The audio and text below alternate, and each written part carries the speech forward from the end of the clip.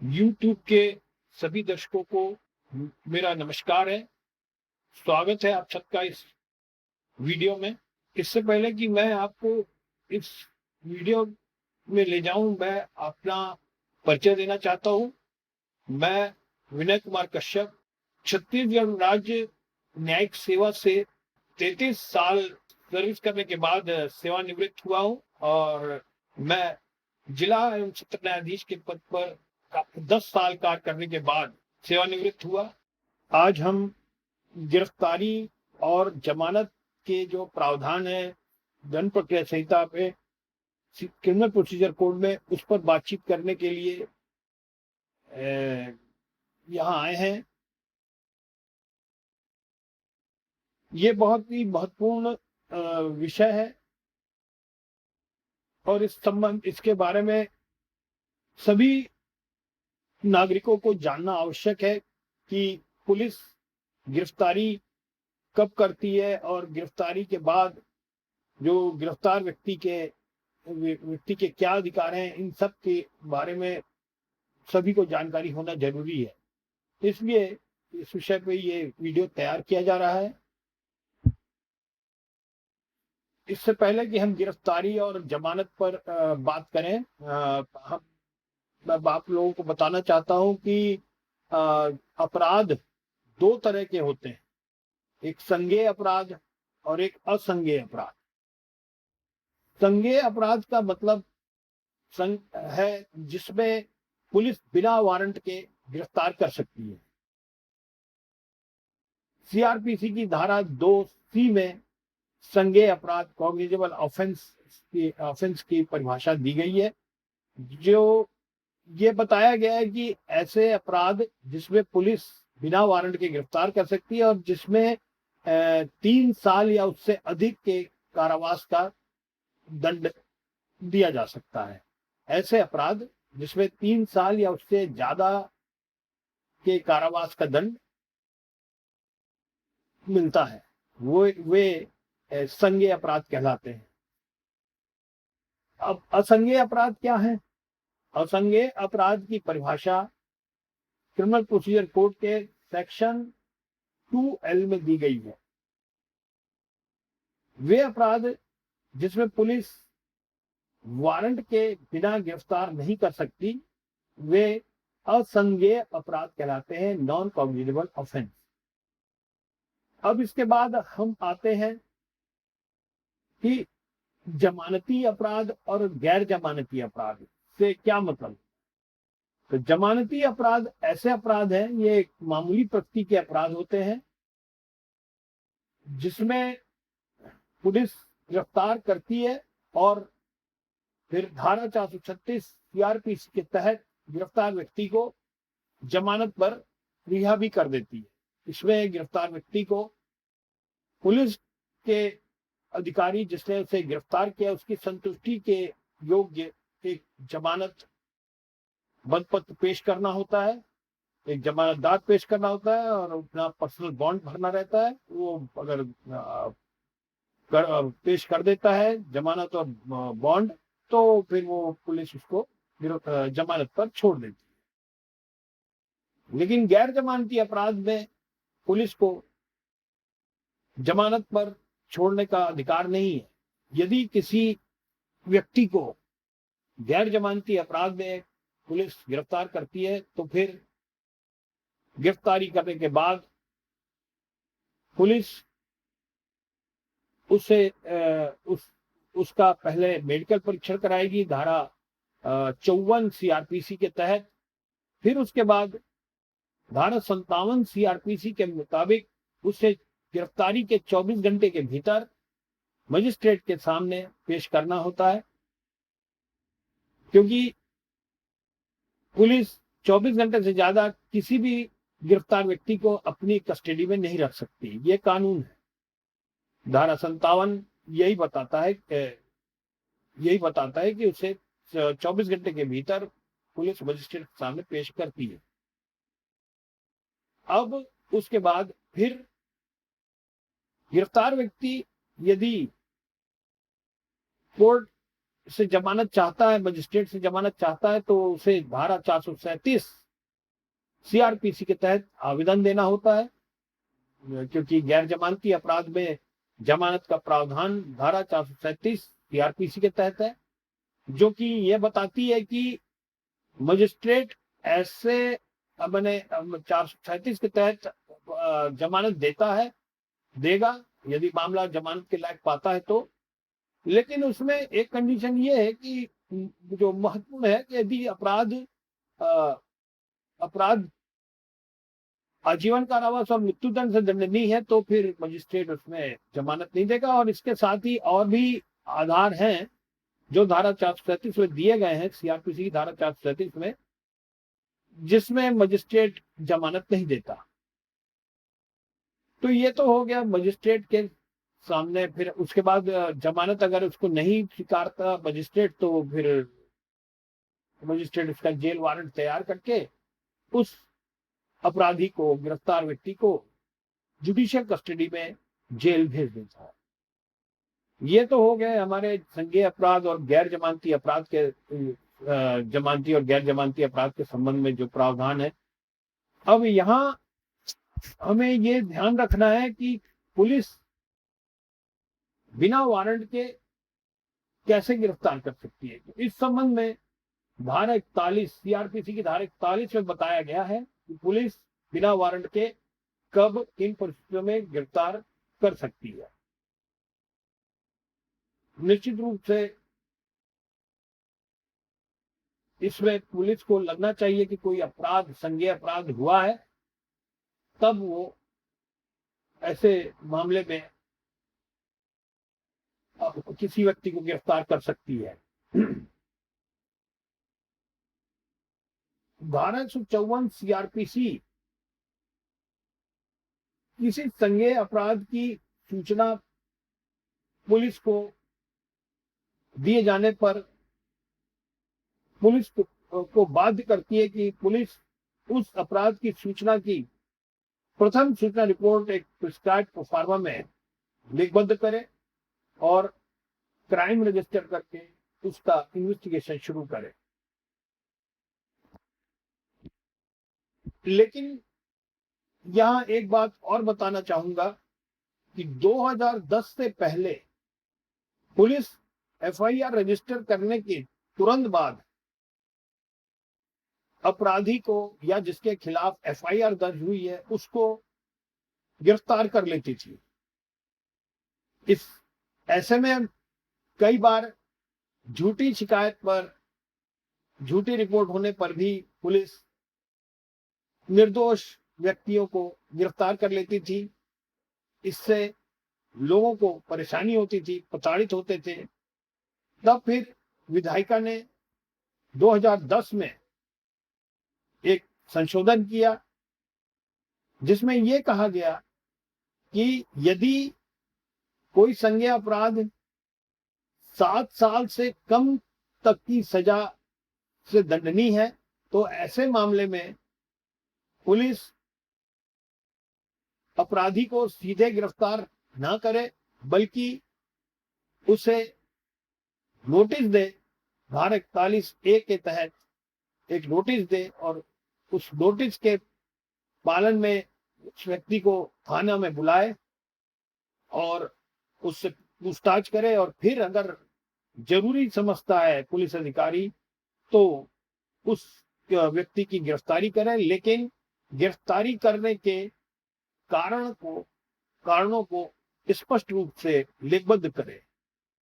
अब यहां गिरफ्तारी करने के क्या कारण हो सकते हैं, इस संबंध में बताया गया कि यदि पुलिस अधिकारी का यह विश्वास होता है कि यह व्यक्ति यदि गिरफ्तार नहीं किया गया तो यह फिर से कोई अपराध कर सकता है। दूसरा, ये साक्ष्य को समाप्त कर सकता है या गवाहों को तोड़ मरोड़ सकता है, खरीद सकता है, डरा धमका सकता है, या फिर अगर इसे गिरफ्तार नहीं किया गया तो ये फरार हो जाए। तो तब फिर पुलिस अधिकारी इन सब कारणों को लिखकर उस व्यक्ति को गिरफ्तार करता है। और उसे भी गिरफ्तारी के तमाम कारणों से अवगत कराता है। उसके उसकी पुलिस अधिकारी उस गिरफ्तार व्यक्ति के परिवार के एक सदस्य के सामने उसकी गिरफ्तारी करता है और उसके बाद फिर आगे कार्रवाई करता है, जैसे उसका मेडिकल परीक्षण कराया जाना और फिर उसके बाद 24 घंटे के भीतर उस गिरफ्तार व्यक्ति को मजिस्ट्रेट के सामने पेश कर। अब यहाँ एक बात ध्यान रखने की है कि यदि कोई व्यक्ति जिसको धारा 41A सीआरपीसी का नोटिस पुलिस ने दिया है, वो अगर नोटिस के पालन में थाने में पुलिस के सामने हाजिर नहीं होता तो फिर पुलिस क्या करे? तब फिर पुलिस को उस मजिस्ट्रेट के सामने न्यायालय में आवेदन देना होता है कि ये व्यक्ति धारा 41A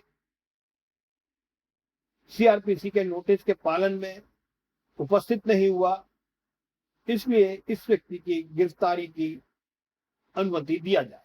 इस पर कोर्ट जो है, मजिस्ट्रेट है, वो विचार करके पुलिस को उस व्यक्ति की गिरफ्तारी का आदेश देता है और उस व्यक्ति के विरुद्ध गिरफ्तारी वारंट जारी करता है। इस प्रकार से गिरफ्तारी के बारे में सीआरपीसी में बताया गया है। अब यहां जमानत के संबंध में हम विचार करेंगे धारा 439 सीआरपीसी पर। धारा 439 सीआरपीसी जो व्यक्ति गिरफ्तारी के बाद जेल भेज दिए जाते हैं उनके संबंध में जमानत का प्रावधान करती है। ऐसे व्यक्ति जो जेल में बंद है वे धारा 439 सीआरपीसी के तहत सत्र न्यायालय या उच्च न्यायालय में जमानत आवेदन पेश कर सकते हैं। सत्र न्यायालय में जमानत आवेदन पत्र पेश होने पर जो न्यायाधीश है वह मामले की प्रकृति, गंभीरता और अपराधी के व्यक्तित्व, चरित्र आदि आवश्यक बातों पर विचार करने के बाद यदि जमानत के लिए उचित मामला पाता है तो सत्र न्यायालय उस अभिरक्षाधीन बंदी को जमानत पर रिहा करने के लिए आदेश देता है। अगर मामले को जमानत के लायक नहीं पाता तो जमानत आवेदन खारिज कर दिया जाता है और वो बंदी जो है, अभिरक्षाधीन बंदी की अभिरक्षा पूर्ववत चलती रहती है। फिर उसको धारा 439 सीआरपीसी के तहत अगला आवेदन माननीय उच्च न्यायालय के समक्ष पेश करना पड़ता है और फिर माननीय उच्च न्यायालय भी इसी तरह अपराध की प्रकृति, गंभीरता और अपराधी के व्यक्तित्व, चरित्र आदि बातों पर विचार करके जमानत देने या नहीं देने पर विचार करता है और आदेश पारित करता है। अगर जमानत के लिए उचित मामला पाता है तो माननीय उच्च न्यायालय आरोपी को जमानत दे देता है, नहीं तो जमानत आवेदन पर खारिज कर देता है। इस प्रकार से जो सीआरपीसी में गिरफ्तारी और जमानत की प्रावधान है उसको मैंने आप लोगों को बताया।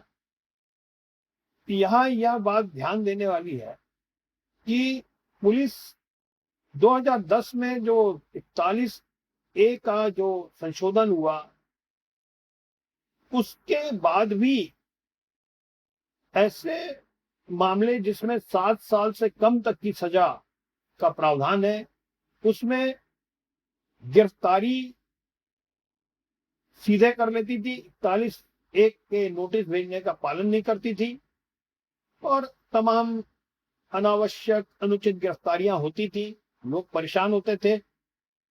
ऐसे ही एक परेशान व्यक्ति अरनेश कुमार ने जब उसके खिलाफ धारा 498A पत्नी को दहेज के लिए प्रताड़ित करने का आरोप लगाया गया, उसका आपराधिक प्रकरण दर्ज किया गया और पुलिस ने उसे बिना धारा 41A का नोटिस दिए गिरफ्तार कर लिया।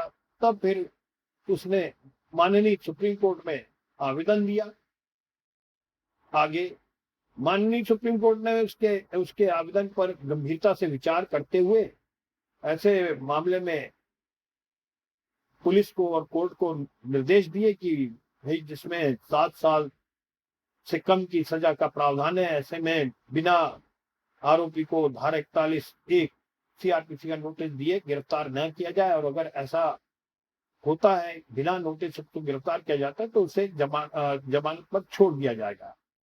न्यायालय को भी बोला गया कि आप भी ऐसे मामले में ध्यान रखें कि यदि कोई व्यक्ति जिसको 7 साल से कम के कारावास से दंडनीय अपराध में गिरफ्तार किया गया है, उसकी गिरफ्तारी कुछ विधिवत है या नहीं, अर्थात उसको धारा 41A सीआरपीसी का नोटिस दिया गया है या नहीं दिया गया है। और अगर नोटिस नहीं दिया गया है, यह जानते हुए भी यदि कोई न्यायालय उस गिरफ्तार व्यक्ति को आगे न्यायिक अभिरक्षा में जेल भेज देता है, तो ऐसा न्यायाधीश अवमानना का दोषी रहेगा। पुलिस अधिकारी भी जिसने बिना 41A का नोटिस दिए व्यक्ति को गिरफ्तार किया है, उसके ऊपर भी अनुशासनात्मक कार्रवाई करने का माननीय सुप्रीम कोर्ट ने निर्देश दिया है। इस तरह माननीय सुप्रीम कोर्ट ने 7 साल से कम तक के कारावास के अपराध में अनुचित और विधि विरुद्ध गिरफ्तारी को रोकने के लिए अवनीश कुमार के मामले में कठोर निर्देश दिए। यह मामला अवनीश कुमार विरुद्ध बिहार राज्य का है, जो सन 2014 में माननीय सुप्रीम कोर्ट ने डिसाइड किया था। इस मामले को सभी के लिए महत्वपूर्ण है यह मामला। तो आज हमने इसमें जमानत और गिरफ्तारी और जमानत की प्रक्रिया के बारे में बात किया। मुझे उम्मीद है कि आप लोगों को दंड प्रक्रिया संहिता में दिए गए गिरफ्तारी और जमानत के प्रावधान के संबंध में कुछ अच्छी उपयोगी जानकारी मिली होगी। इससे पहले कि मैं वीडियो बंद करूं, एक और बात मैं यहाँ जोड़ना चाहता हूं।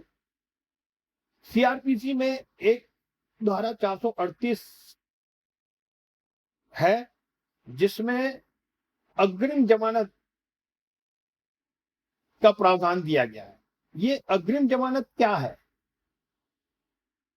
Anticipatory bail. और ये किन मामलों में होती है?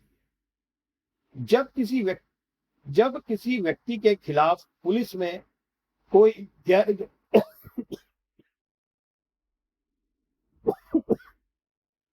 गैर जमानती अपराध पंजीबद्ध होता है और उस व्यक्ति को यह आशंका होती है कि पुलिस गैर जमानती अपराध में उसे गिरफ्तार कर लेगी, तब वह अग्रिम जमानत के लिए यानी गिरफ्तारी के पूर्व जमानत प्राप्त करने के लिए माननीय न्यायालय में आवेदन देता है। सेशंस कोर्ट में उसे आवेदन देना होता है धारा 439 सीआरपीसी के तहत। वहां भी न्यायालय आवेदन पत्र पर राज्य सरकार को सुनने के बाद आदेश करता है। मामले को अगर अग्रिम जमानत के लिए उपयुक्त पाता है तो आवेदन स्वीकार करता है और पुलिस को यह निर्देश देता है आवेदन स्वीकार करते हुए कि यदि इस व्यक्ति की गिरफ्तारी की जाती है तो गिरफ्तार होने पर इसे जो जमानत का आदेश दिया गया, आदेशानुसार जमानत मुचलका पेश करने पर उसे पुलिस छोड़ देगी। ये आदेश होने के बाद वह व्यक्ति उस व्यक्ति को पुलिस गिरफ्तार करती है और फिर जो न्यायालय का अग्रिम जमानत का आदेश है उसके अनुसार जमानत मुचलका पेश होने पर पुलिस गिरफ्तार व्यक्ति को जमानत पर रिहा कर देती। अगर सेशंस कोर्ट से उसका अग्रिम जमानत का आवेदन खारिज हो जाता है तो फिर उसे माननीय उच्च न्यायालय में धारा 438 सीआरपीसी के तहत जमानत आवेदन तो देना पड़ता है और फिर उस पर जो माननीय उच्च न्यायालय जो भी आदेश करते हैं जमानत आवेदन पर स्वीकार करने या नहीं करने का, वैसे फिर आगे कार्रवाई होती है। यानी जब अगर हाईकोर्ट से जमानत मंजूर हो गई, आवेदन पत्र मंजूर हो गया, तो उस आवेदन पत्र में जो उस आदेश में जो जमानत मुचलके का शर्त दिया गया है उसका पालन करने पर तो गिरफ्तारी के समय उस व्यक्ति को जमानत पर छोड़ दिया जाता है। तो अब मैं आप लोगों से इजाजत लेता हूं और फिर अगले वीडियो में किसी एक नए विषय के साथ हम मिलेंगे। तब तक के लिए नमस्कार। Thank you very much.